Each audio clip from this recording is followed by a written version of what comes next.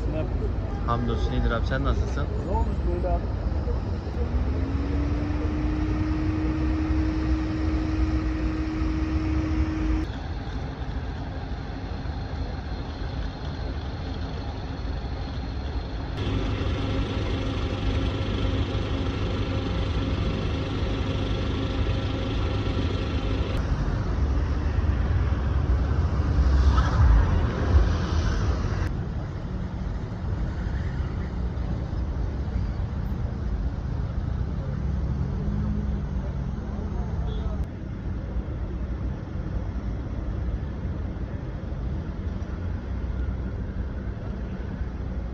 Arabaya at. Yine arkadaşlar arabaya binin.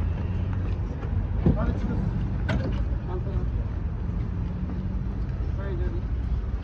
Anahtar bizde mi? Hastaneye geç. Hasan Çalık oradan Tecde. Hasan Çalak'a götürme, şey götürme. Ya, o şey mi gitti? Siz? Gazeteciyim abi. Şurada da. Yok mu? Araba yapacak değil mi?